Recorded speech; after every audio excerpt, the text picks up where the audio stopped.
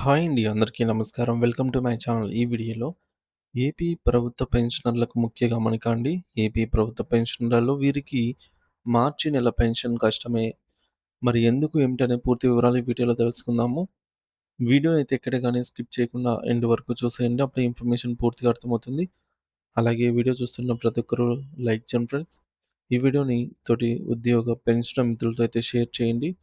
కొత్తగా మన ఛానల్ చూస్తున్నవారు ఇంకా ఎవరైనా సబ్స్క్రైబ్ చేసుకోకపోతే వెంటనే మన ఛానల్‌ని సబ్స్క్రైబ్ చేసుకోండి. సబ్స్క్రైబ్ చేసుకోవడం వల్ల నేను చేసే ప్రతి ఒక్క వీడియో మీ వరకు రీచ్ అవుతుంది. ఇక ఆలస్యం చేయకుండా వివరాల్లోకైతే వెళ్ళిపోదాము. ఫ్రెండ్స్ ఇక విషయానికొచ్చినట్లయితే ఈ మే నెలలో మే నెలకు సంబంధించి పే స్లిప్ జనరేట్ కాలేదని కొంతమంది పెన్షనర్స్ గమనించినట్లయితే దాని వెనుక కొన్ని కారణాలున్నాయి. ముఖ్యంగా పే స్లిప్ జనరేట్ కాలేదంటే వారికి ఈ నెల పెన్షన్ అనేది జమ కాదనమాట. పెన్షన్ జమ కాకపోవడానికి ఉన్న ప్రధాన కారణాలేమిటనేది ఇప్పుడు చూద్దాము.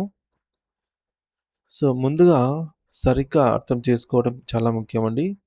ఎందువల్ల పెన్షన్ రాదు? ఎందువల్ల పే స్లిప్ జనరేట్ కాలేదు? అని తెలుసుకోవడం ముఖ్యము. సాధారణంగా పెన్షనర్లకు ప్రతి నెల పెన్షన్ ప్రాసెస్ అవ్వాలి అంటే లైఫ్ సర్టిఫికేట్ ఇంపార్టెంట్ అండి. తప్పనిసరిగా లైఫ్ సర్టిఫికేట్ మనము సబ్మిట్ చేసి ఉంటేనే మనకు పే స్లిప్ అనేది జనరేట్ అవుతుంది. పెన్షన్ జమ అవుతుంది. మరియు అది సంబంధిత ట్రెజరీ కార్యాలయం ద్వారా అంగీకరించబడాలి.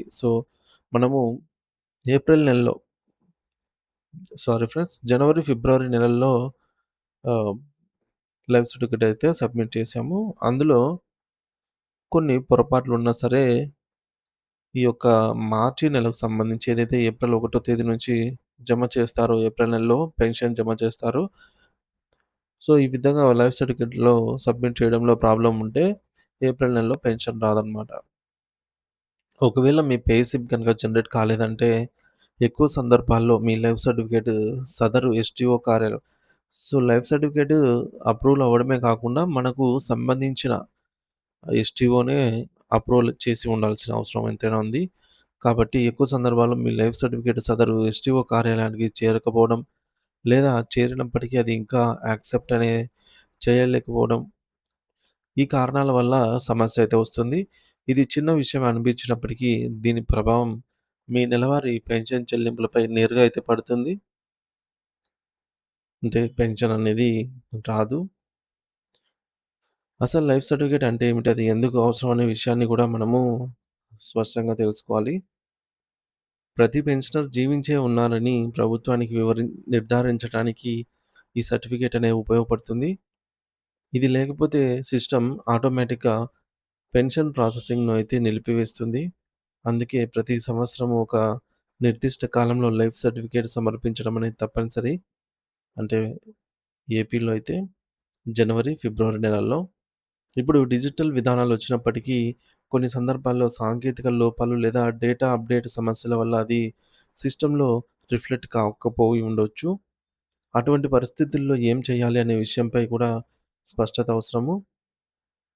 మీ పే స్లిప్ రాకపోతే ఆలస్యం చేయకుండా వెంటనే మీ సంబంధిత ఎస్‌టిఓ ఆఫీస్‌కి వెళ్లి ఆ విషయాన్ని తెలియజేయాలి. అక్కడ మీ లైఫ్ సర్టిఫికేట్ స్టేటస్‌నయితే మీరు చెక్ చేయించుకొని, అది పెండింగ్‌లో ఉందా? లేదా రిజెక్ట్ అయిందా? అనే విషయం అయితే తెలుసుకోవాలండి. ఎవరైతే పే స్లిప్ జనరేట్ కాలేదో వారి కోసము. ఒకవేళ సర్టిఫికేట్ అంగీకరించబడకపోతే వెంటనే మళ్ళీ సబ్మిట్ చేయాలి. లేదా అవసరమైన పత్రాలైతే ఇవ్వాలి. ఇలా త్వరగా సమర్పిస్తే మళ్ళీ మీ యొక్క పెన్షన్ చెల్లింపులు తిరిగి సక్రమంగా ప్రారంభమవుతాయి. ఒకవేళ డౌట్ వచ్చిండొచ్చు. మనకు పే స్లిప్ జనరేట్ కాలేదు పెన్షన్‌కి సంబంధించి. ఇంకా అసలు రాదా అంటే వస్తుందండి. మళ్ళీ మనం వెళ్లి ఎస్‌టిఓ కార్యాలయానికెళ్ళి ఫిజికల్‌గా మనం దగ్గరుండి లైఫ్ సర్టిఫికేట్‌ని సబ్మిట్ చేస్తే నెక్స్ట్ మంత్ నుంచి యథావిధిగా పెన్షన్ అనేది వస్తుందన్నమాట. ఇక ఏపీ ప్రభుత్వ పెన్షనర్లు మార్చి నెల పే స్లిప్ విషయంలో ప్రత్యేకంగా కొన్ని ముఖ్యమైన విషయాలను గమనించాలి. ప్రతి నెల పే స్లిప్‌లో మీ పెన్షన్ మొత్తంతో పాటుగా డీఏ, ఇతర అలవెన్స్‌లు మరియు ఏమైనా కోతలు ఉంటే అవి కూడా చూపబడతాయి. ఈ వివరాలను జాగ్రత్తగా పరిశీలించడం చాలా అవసరము. ఎందుకంటే ఏమైనా తేడాలు ఉంటే వెంటనే గుర్తించవచ్చు. ముఖ్యంగా డీఏ బకాయిలు లేదా అదనపు చెల్లింపులు వచ్చినప్పుడు అవి సరిగ్గా జమ అయ్యాయా లేదా అనేది చెక్ చేయడము చాలా ముఖ్యము. మరి మార్చి నెలకు సంబంధించిన పెన్షన్ వివరాలను ప్రభుత్వం సీఎఫ్ఎంఎస్ సిస్టమ్‌లో వెబ్‌సైట్‌లో ఇప్పటికే అప్డేట్ చేసింది. ఈ సిస్టమ్ పూర్తిగా డిజిటల్ విధానంలో పనిచేస్తుంది. ఉద్యోగులు మరియు పెన్షనర్లకు వారి ఆర్థిక వివరాలను పారదర్శకంగా చూపిస్తుంది. పెన్షనర్లు తమ వ్యక్తిగత లాగిన్ వివరాలతో సీఎఫ్ఎంఎస్ సైట్‌లోకి ప్రవేశించి ఈ మేరకు ఆహ్, తమ యొక్క మార్జినల్ పే స్లిప్‌నైతే చూసుకోవచ్చు. డౌన్‌లోడ్ చేసుకోవచ్చు. సో, మీరొక నెలవారీ అన్ని వివరాలను కూడా మీరైతే అక్కడే పే స్లిప్స్‌ను చెక్ చేసుకోవచ్చు. మీ పెన్షన్ ఎప్పుడు ప్రాసెస్ అయింది? ఎంత మొత్తం జమ అయింది? ఏ బ్యాంక్ ఖాతాకి వెళ్ళింది? ఇటువంటి వివరాలు కూడా అక్కడ స్పష్టంగా కనిపిస్తాయి. ఇది మీకు మీ ఆర్థిక వ్యవహారాలపైన పూర్తి నియంత్రణనైతే ఇస్తుంది.